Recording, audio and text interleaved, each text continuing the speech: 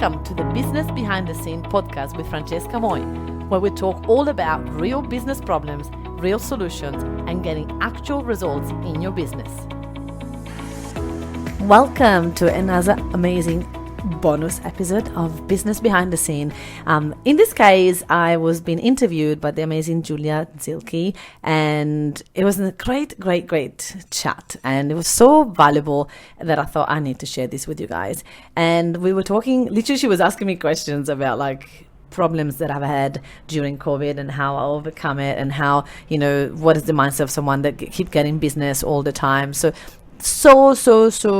much value in this call that I thought you might enjoy it, because sometimes it's also different when you listen to me speaking generally to someone and be interviewed rather than me speaking to you guys. So yeah, go and check it out, and I would love some feedback. So leave a review if you love it. Talk soon. Hey, welcome everyone. I'm super excited to have you back on the podcast again. And today, my special guest, I'm very excited to be introducing you to the lovely Francesca Moi. Now, Francesca was one of my very first coaches. And as you guys know, I invested in coaching from the very beginning of my business because I knew that there were areas in the business that I wasn't an expert at, and certainly marketing and group coaching was not an area of my expertise. So I started working with Francesca, just over a year ago now, and she absolutely catapulted my business and catapulted my thinking and even the way I do business. So I'm really excited to be introducing her to you today. Francesca's business is empowering events and empowering virtual solutions, which we'll talk about today as well. Francesca, of course, is a business coach, and she's going to talk to you a little bit about how she started in the business. But a couple of things that are pretty cool that I get to share with you is that Francesca managed to achieve the 1.5 mil in business in just 3.5 years, which is pretty epic. And one of the many reasons why I have her on the podcast today, because we are talking about sales and selling and how do we get our business and our mindset to that level. She's also published 3 books, and one of them was a bestseller at Amazon. So, Francesca, welcome to the podcast. Thank you so much for having me, Julia. I'm so excited to be here, and congratulations on this amazing podcast. Yeah, very exciting. So tell us a little bit more, just to start with. Tell us a little bit more about why you got into business. How did that happen? Well, for everybody listening, sometimes things happen and we don't know why they happen. And the other day I was reading to these posts. They were saying, like, sometimes we are disappointed that something happened and we're so angry and upset, but we never know why that happened. And in hindsight, we'll be like, oh, thank goodness that happened.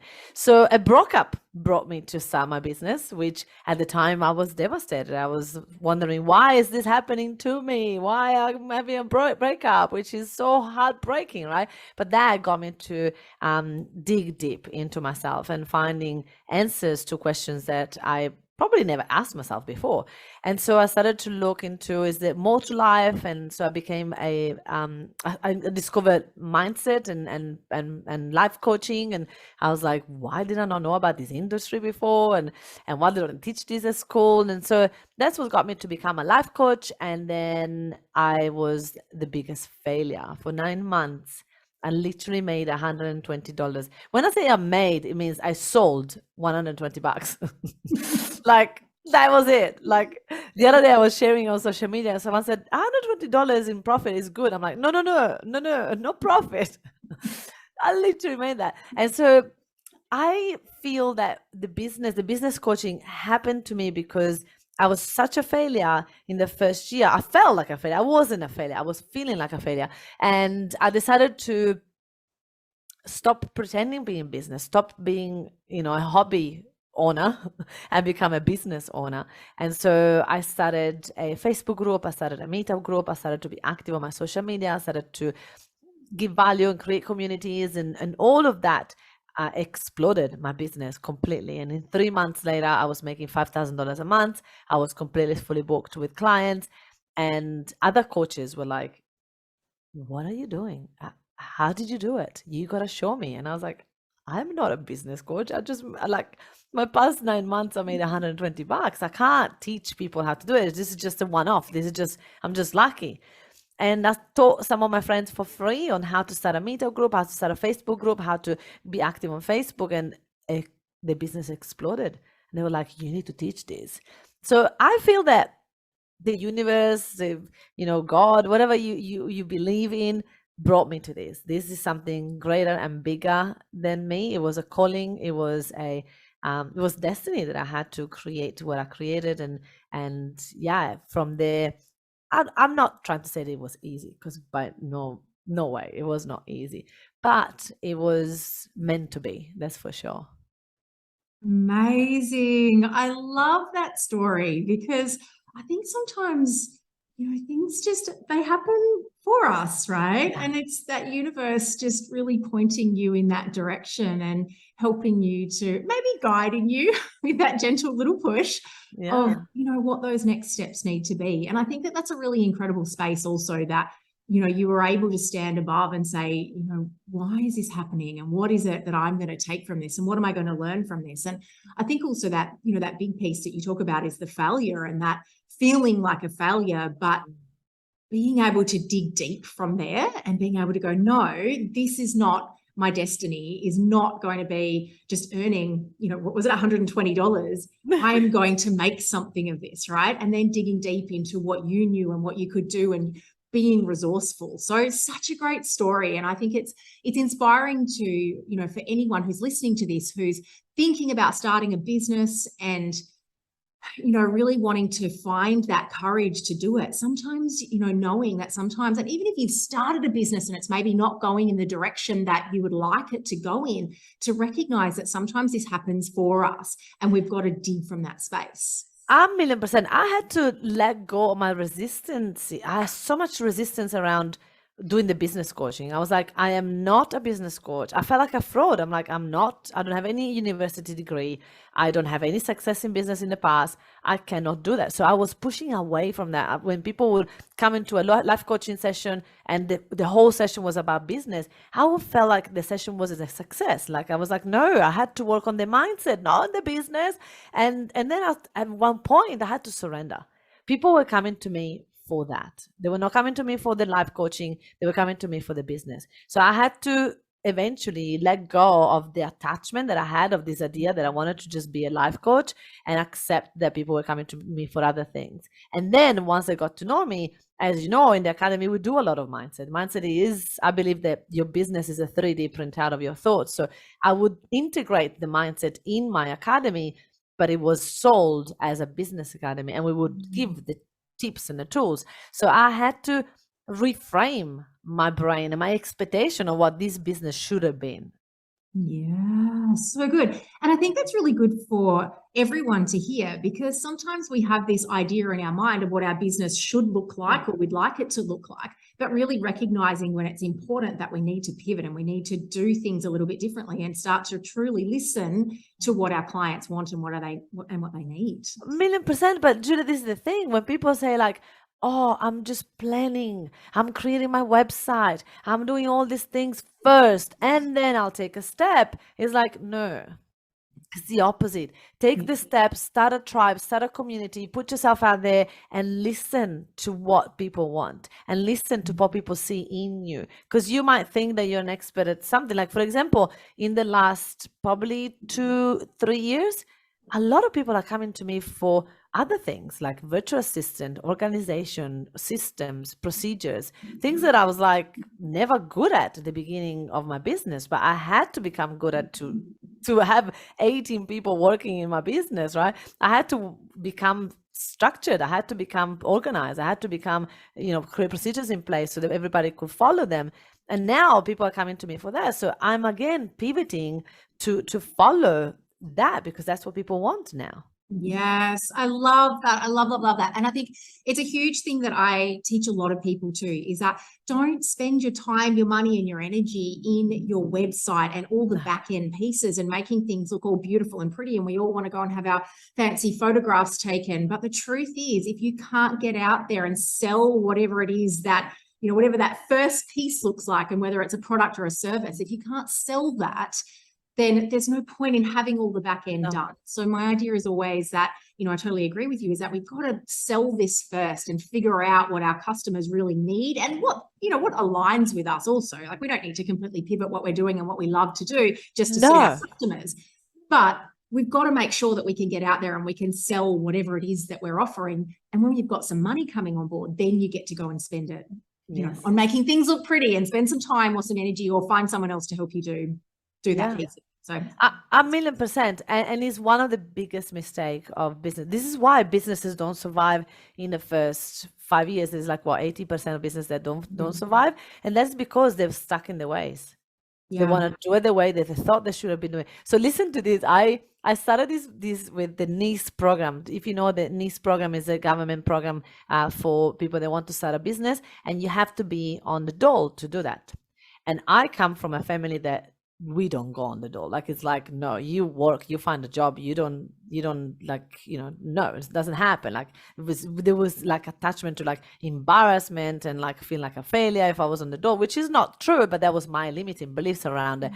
And I had to let go of all of that and accept that I had to go on the door to get access to this free training from the government. And then on top of it, they will give you $300 a week for 9 months to survive for the first 9 months, which is still available here in Australia. A lot of my clients are on that at the beginning.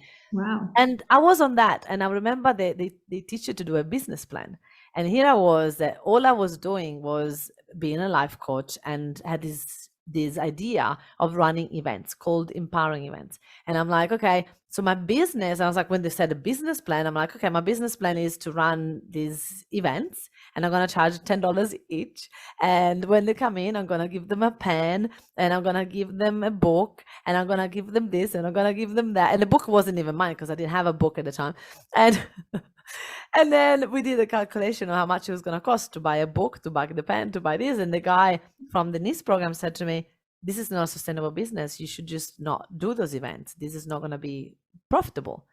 And if I listened to that, I wouldn't be here today. If I listened and on the paper, this business didn't have a future, I would have never been here. Instead, what I did, I accepted the loss in the first few events, and I gave the pen and I gave the book. And then what happened is that from there, I started to hear what people wanted. So first I got fully booked from one-on-one clients, and I started to make $5,000 a month, which wasn't my original plan. I never thought I'm going to start an empowering event on Meetup, and from there I'm going to sell my coaching. I didn't think of that. I just wanted to bring people together. That's my genuine intention was at the time. And everything happened from that one step that apparently wasn't profitable enough to even consider a business, right? I love that story, because I just think that sometimes you have to do things your way, despite what everyone or the experts or people around you say. And the truth is, if you're determined enough, you'll find a way. And, you know, not just find a way, like, you learn from that experience. And like you said, you putting your energy and your effort into that experience to then figure out what that next step was. And, you know, really leaning in and listening to what people wanted so that you could deliver on what that next step is. Yeah. And taking the first step without waiting for everything to make sense. Yes. Right? Because it didn't make sense. It didn't make sense to anybody. And I had lots of ideas. I created this membership. I remember I created this membership that was going to be $1,800 a year. And people will be able to know about events, like workshops that were happening in Australia, like, for example, Tony Robbins, get a discount because we will come as a group, and then get support, right, ongoing after the event, because we all know that you go to an event and then you crash, right? And I was like, I don't want people to crash. I want them to be held and supported in this community that I created, that is empowering events. And I was so excited about it, and I sold zero. Zero. Yeah. I was devastated. I was like, it's such a good idea. Why you guys don't want to be in it? And it just nothing. And I created flyers and I did all these things. But I didn't create a website. I was trying just to sell it first and see if anybody wants it. And as soon as I saw nobody wants it, I quickly pivot and I quickly find something else that was working. So I was all over the place, but I was fast enough to change and pivot, to listen to what people wanted. And how incredible are learning, because I remember one of the things that you teach us, even when it comes to creating our PDFs, it's, don't make it fancy, just get it out there and get it done, because you just don't know what people want. And you can't spend all this time in the background getting it done if it's not what your people want. So get it out there. And if you get crickets, it's okay. Let's go back and let's change it and figure out what that next step is. Yeah. So My coach, yeah, absolutely. So my coach is making 45 million a year, which in my brain, I'm even trying to understand what does that look like per month. I'm like, wait, what? 45 million per year. And in last year, they did a new campaign. So she said, nobody comes and knock at your door. Like nobody will come in my door, even if I've been in business for 10 years and my business is producing 45 million, nobody knocks the door and say, can I join your academy? Like, no. She said, I need to go and fetch those people. I need to go and find them. I need to go and put myself in front of them so they can say yes or no. But if I don't put enough offers out there, they're never going to say yes or no. I'm going to stay by myself. And so she spent $200,000 on this new campaign. Her team worked on it for 2 to 3 months, like every day. Like they create this new idea, fantastic, it's gonna go crazy. And they were expecting to spending 200,000 in ad spend and make 2 million. And they got 0 sales. And she said, we are a $45 million business that still we're testing and measuring what works, what doesn't work. So if you're a startup and if you're a beginner in business and you're thinking that once you get to 100,000, everything will be easier. Once you get to 1 million, everything will be easier. No, you're going to have to always be okay to let go of what you know and be better again at doing something new, right? Yeah, such a great, lesson for everyone, that no matter what level you're at, even if you're earning 45 million, you're still doing that test and measure and still trying to figure out what's going to work and what's not going to work. And I've worked for so many big businesses where, similar has been the case, that we've had these great ideas for products and they just flop. And sometimes it's not necessarily the product, sometimes it's the way that it gets sold or the way it comes to market. It can be so many different things, but I just think that it is really that place of test and measure. So I want to ask you, because I think that this is a really great space when it comes to putting ourselves out there more and more. And I think one of the things that a lot of people get really nervous about, is feeling like a pushy salesperson. And we don't want to feel like, there's no denying it. Nobody wants to feel like a pushy salesperson. So when it came to you selling yourself and your product, how did you get your mindset around sales and selling? Yeah.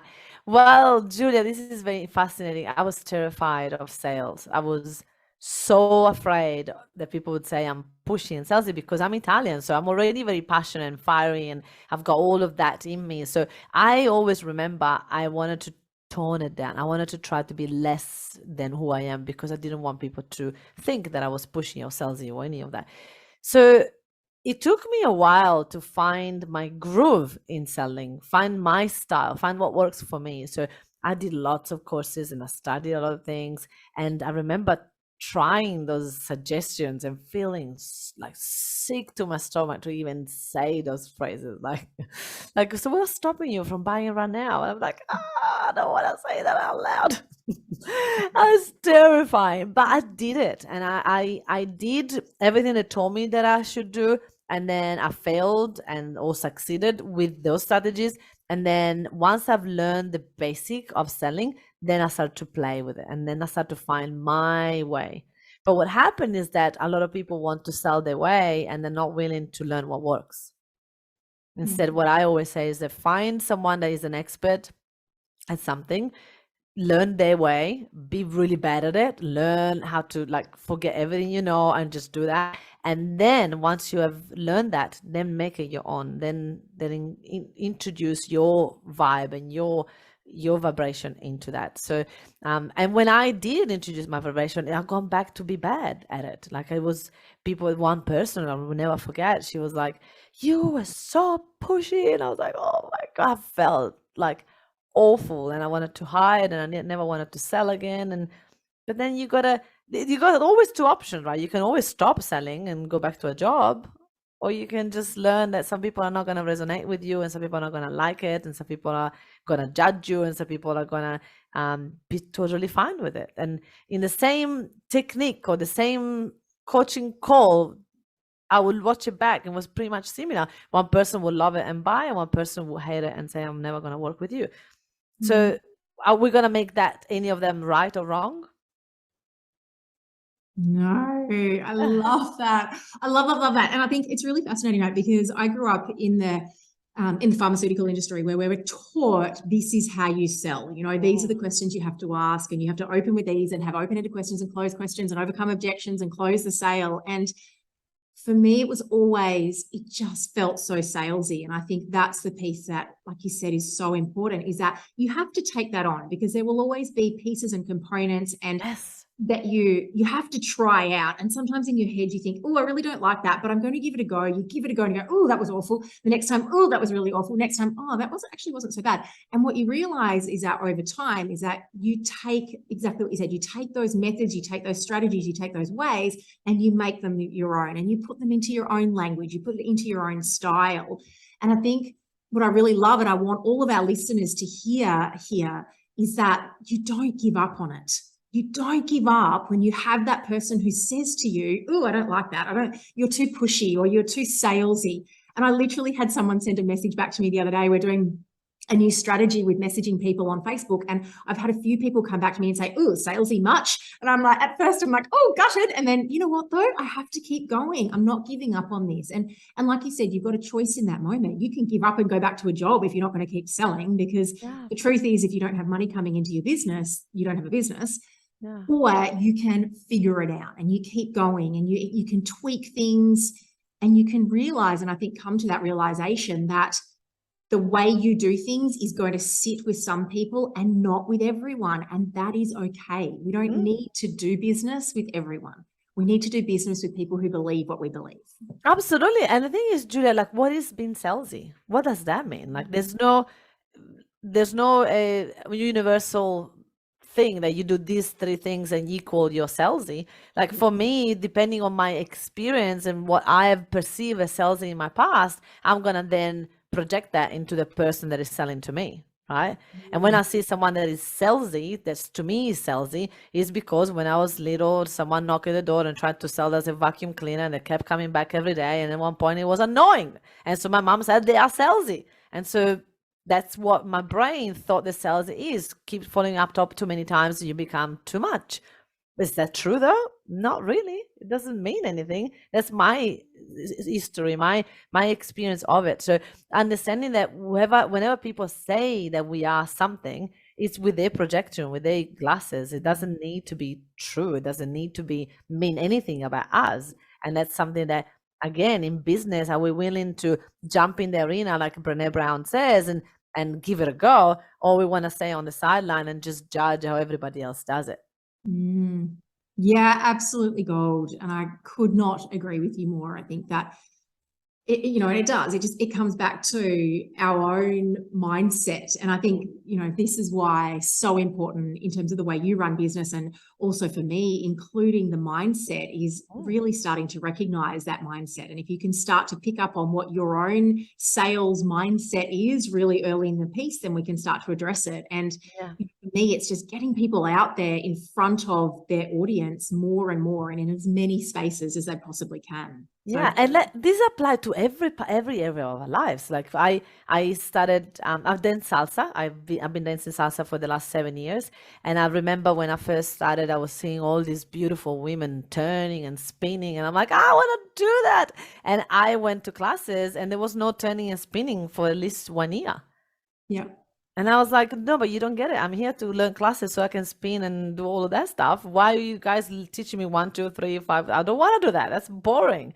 And like, well, if you want to learn to spin, you need to know how to do the basic. If you don't know how to do the basic, you cannot spin. And this is exactly the same, right? It's like in sales, in business, you got to do the things that seems boring. Like when people tell me, Francesca, I don't want to use my personal profile in Facebook. I just want to create a group. Yeah, but if you have nobody watching you and following you, nobody's going to join the group. Like, it's just, they go together, right?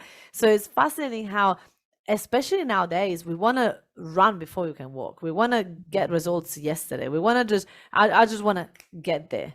Well, the truth is, you're not going to get there. Like, and what's fascinating is that I did that, and I would say I made a mistake, which is not really a mistake, but in salsa, I learned for about a year or two, and I was very impatient, right? I went to classes every day for a year. I learned, I did social dancing, and then I started to have way more fun when I implemented my own vibe into that dancing, right? And then what happened is that by doing that and stopped going to classes, I actually created a really bad habit on how I dance. And now I started to notice that I can't follow everybody. And I'm like, what's going on? Like I used to be able to dance better. And what happened is that I completely started to slowly lose the basics.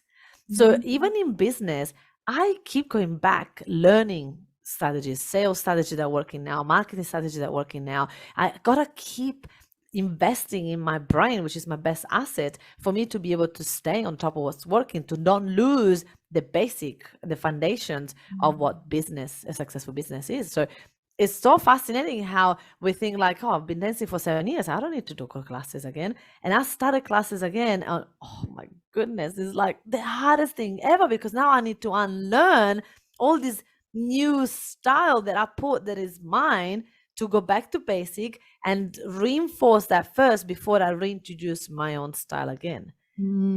Right? Yeah, I like it, because I think that, absolutely in business is the same, right? So often we look at that person who's spinning and turning and looking amazing. We look at all of our competition, those people around us, and we don't see the story that's behind that. We want that quick fix and we want to be all the way up here and be amazing, but we don't see that journey and that story that's come behind it. So yeah, I think that's, it's a really analogy for people in business as well. Yeah, I elbow many men in the face with that, with my trying to spin and turn before it was my time.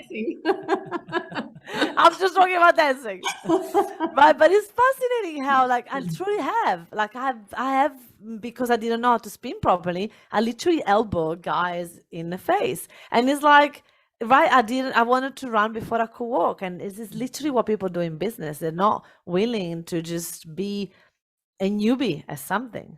Yeah, agreed. Yeah, and so I think that this is a really fascinating piece, especially when it comes to sales. If you're not feeling comfortable in that space, it's really just being okay with the basics, being okay with failing, and being okay with the fact that we don't always get things right to start with. But the piece that I think is also really important here is that consistency, and it's that if you want to be that person spinning and twirling and looking amazing, you can't give up after a year of trying and things not working and elbowing people in the face, right? We've got to keep going. We've got to keep putting all those measures in place and doing all of those basics. But in between all that, understanding you can bring your own flair into this. You can bring your own vibration into it, but you want to get those things and the ball rolling on those basics to start with. Yeah, 1,000,000%. And it's not going to be easy.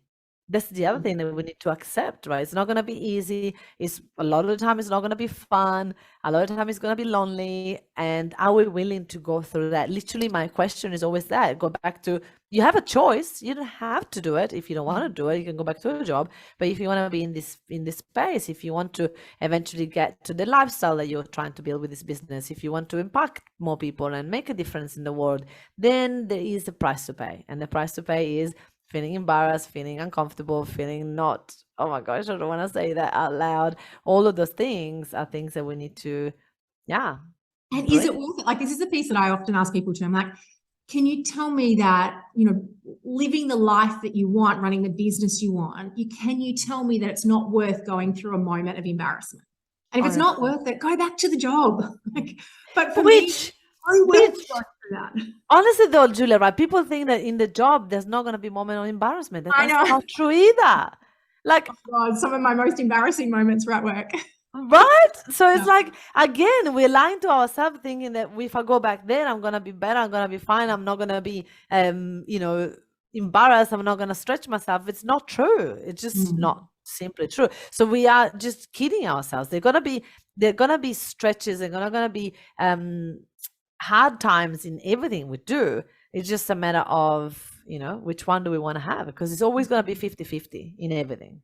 Yes. Yeah, I love that. Right. Awesome. All right. So here comes the challenging part for me. And I am going to ask you, you get to ask me anything. So whether it comes to, if it's sales or if it's mindset, any question that you have about your business or about sales or taking the business to the next level, whatever it is, I'm ready to answer it. What do you got for me?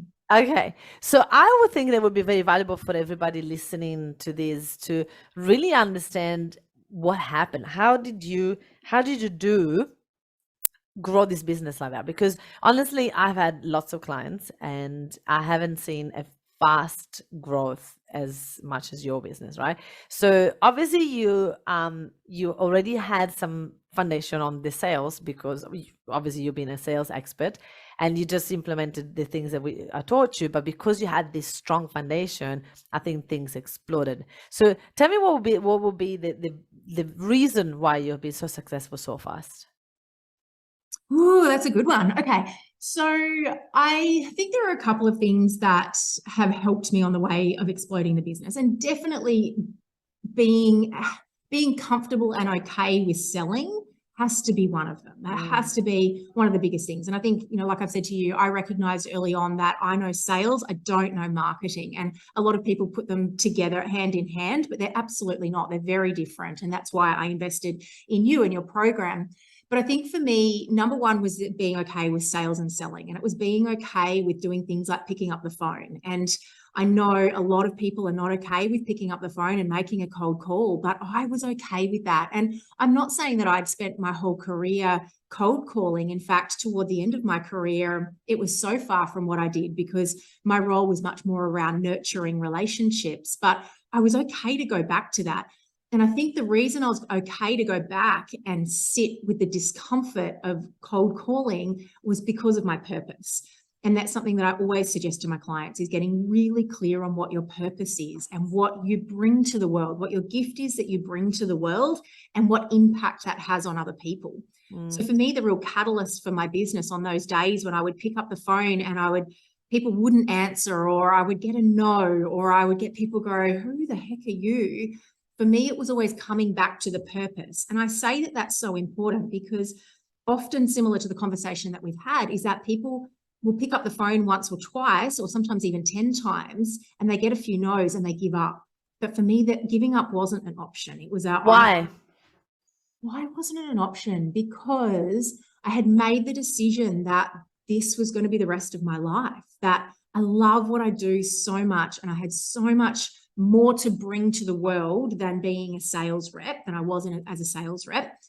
And I made that decision that I needed to bring this to the world. So I just couldn't give up on it. Financially, I didn't want to give up on it either. Like I just didn't want to. I wanted to make this work. I wanted to replace my income really quickly. And I did. I replaced it, I think, in about 5 months. Wow. I think for me also it was structuring things in a way that I could bring that money on quickly. And I know, like, I don't say this lightly, but I'm quite a fan of bringing that money on quickly and having the money so you've got a bit of security. So for me, when you've got money coming in the business or you've got money sitting in the business bank account, it allows you a bit of space to breathe. And I think that what I see for a lot of business owners is that their head is just above water when it comes to the money. And when our head is just above water, we don't give ourselves that opportunity to sit back and think clearly about what's next. And that creative piece was really important. So, I guess my advice for people is figure out your packages. And, you really helped me do that, my packages and my pricing.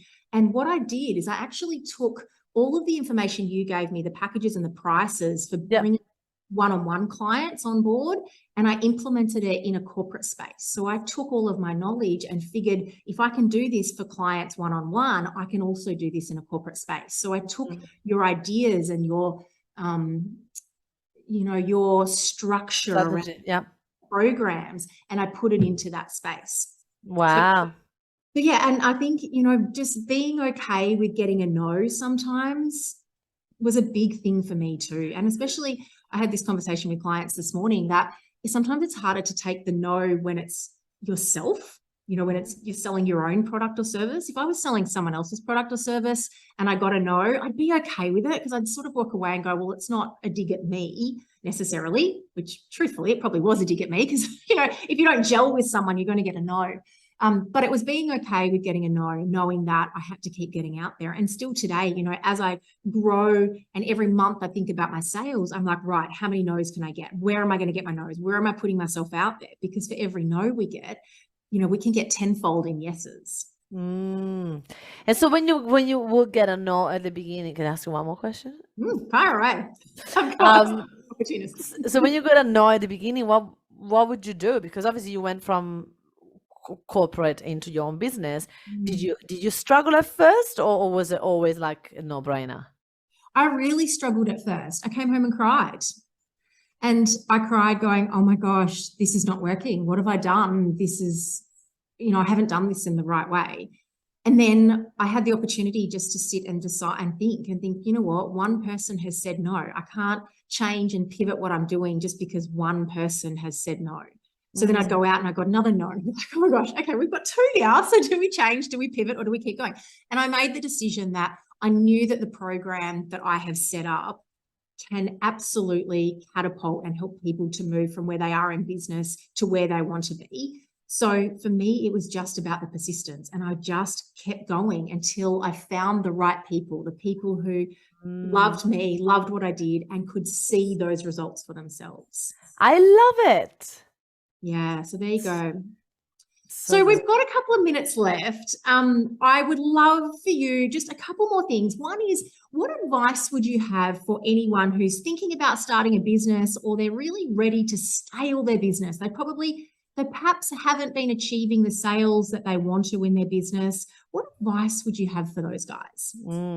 So for what I usually recommend is, the number one thing is, if you haven't invested into a coach, into someone that can have been where you are and can show you the shortcut there, just do it. Because a lot of the time we just go with ego and go like, I'm gonna do it by myself, I don't need anybody. But then what happened is that we create this like solitude journey, and it's like, this is not what business is about. Business is about communities and collaborations and people. And so the more we close off, the less we're gonna know. So for me, getting a coach is not just about the actual coach, but it's about the community that the coach has created behind them.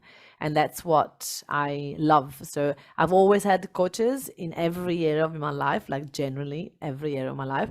And that is the first thing that I would recommend.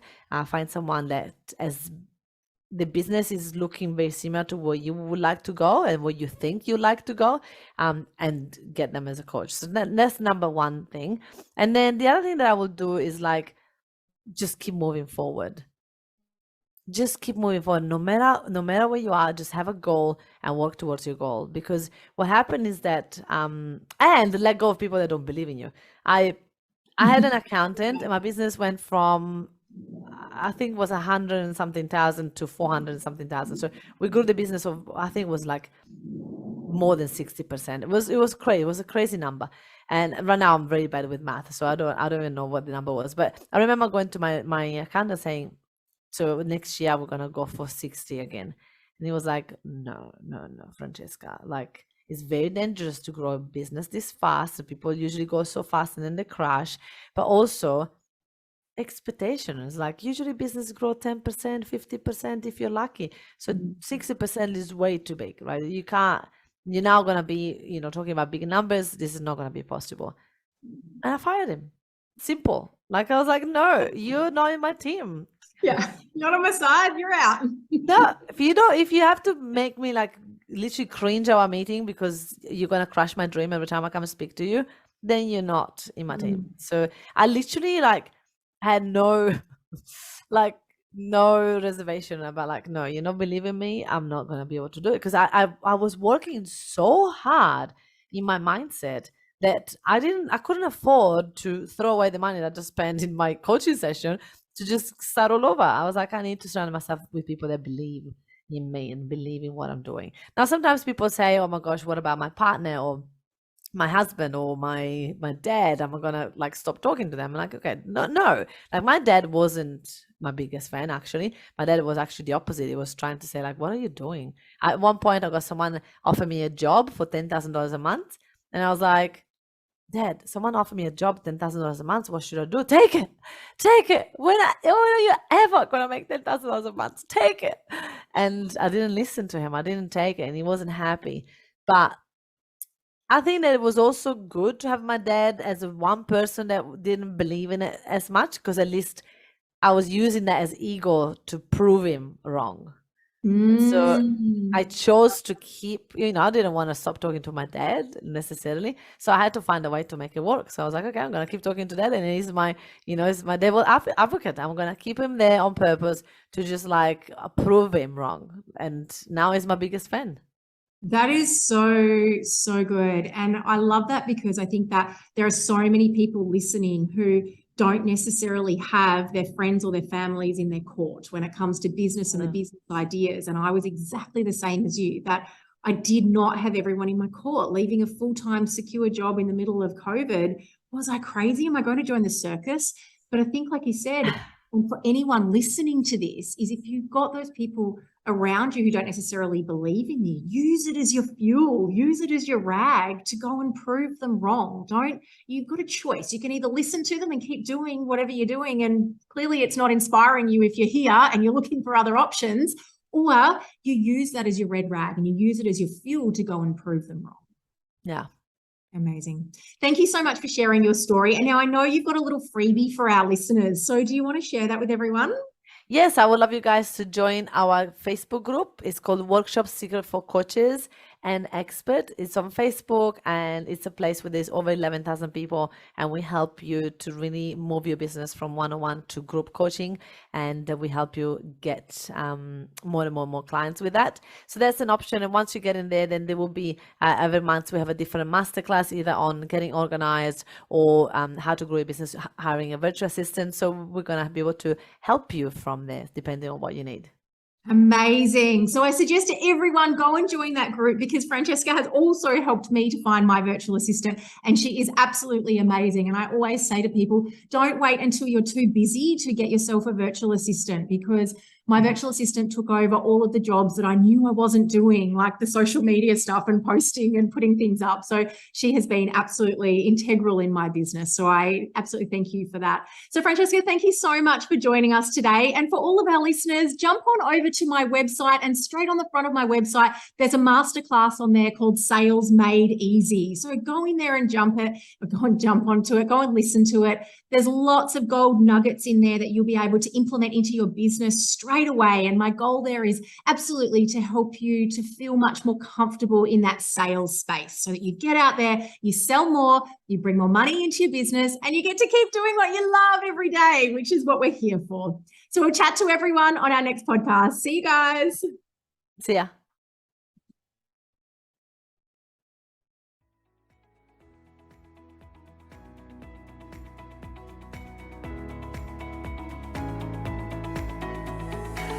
Hey, if you enjoy listening to this podcast, then you have to come to check out our Facebook group, Workshop Secrets for Coaches. It's a community of over 9,500 coaches that are ready to boom their business by running workshops. They are stuck in one-on-one coaching, and they're ready to start to go one-to-many. So if you are one of those coaches, then you have to join us. I look forward to see you there. And hey, don't forget to hit the subscribe button and leave me a review to win a ticket to one of my workshops. I look forward to see you there.